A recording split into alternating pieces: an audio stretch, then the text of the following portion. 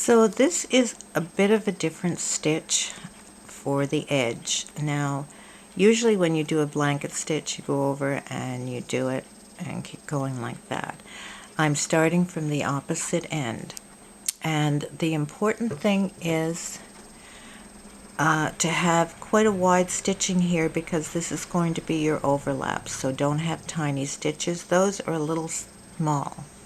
So what I do is I kind of put my finger there, my, fingernail, and I kind of judge how big I want my stitch. So I go in from the back to the front, and I have way too much string here, but it shows on the video how you measure your string so that you don't waste string and have little pieces. So, and then I have the loop, back to front and then the loop. Then I take my needle and I go in through that loop and I pull it.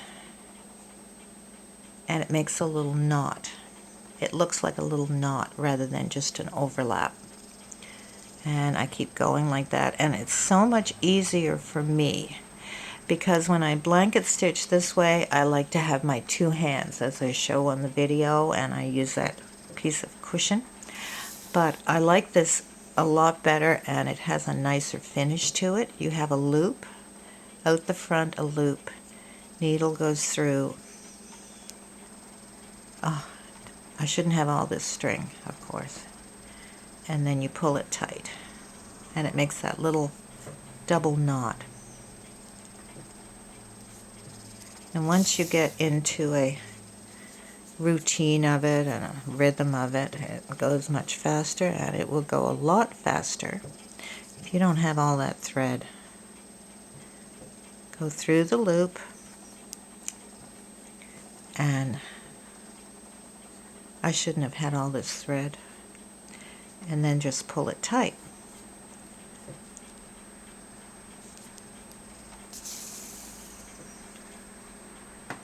Through the loop, pull it tight. It sort of locks the stitch, more or less, but it gives you a bit of a heavier stitch there. It's like a little knobby things. I don't know if you can see that good. But, and it's as easy to do as a blanket stitch, really, once you get in the rhythm of it.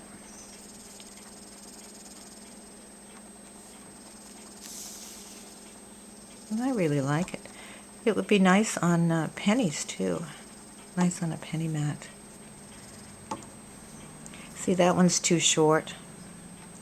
And what you can do, if you're not really good at this, just take a piece of Scotch tape and stick a piece of tape on, and that will give you a nice straight edge. And of course you're going to have to use a lot of tape, but once you use it and you get to the rhythm, that's how you get your rhythm, and you get your, well, what people say is perfect blanket stitches. You need to keep practicing and doing it over. So a piece of tape, if you're doing something, of course you can't use tape on a circle unless you cut a circle and use it as a guide, but something long like this is perfect to practice. If you're new at blanket stitching, it's perfect to do that. You set your line with tape, and then you do it this way, or do it this way and then have your needle come up right by the tape, and then you get in the habit of doing that, and that's how you get your stitches to come out good. So that's another little tip. And do not have long string. It's important that, well, fairly important, that you don't run out of string halfway through and then you have to knot it and do it back again.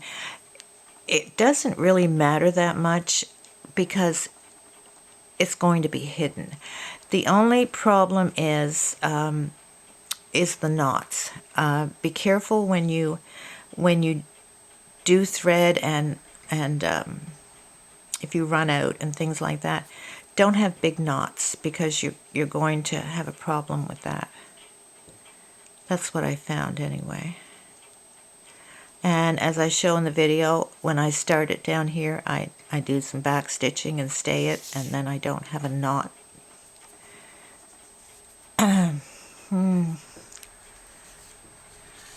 Oh gosh. So, and loop it.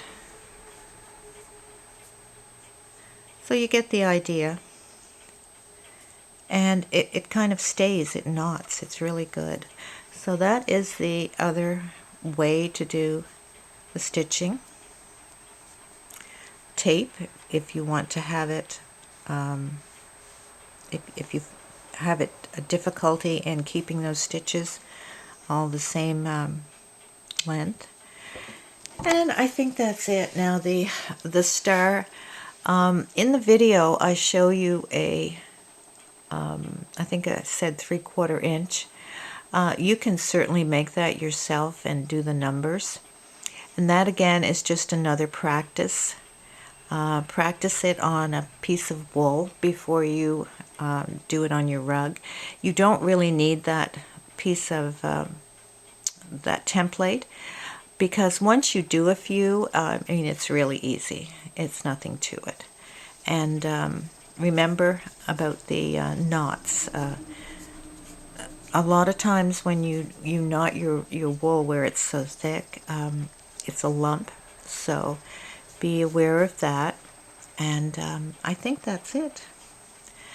So, of course, if you have any questions, Mama's always here in the closet. Not that Mama is fast at reply, but I'm trying. So happy stitching, my moths, and hopefully you will enjoy making this rug. It's going to be a really good one.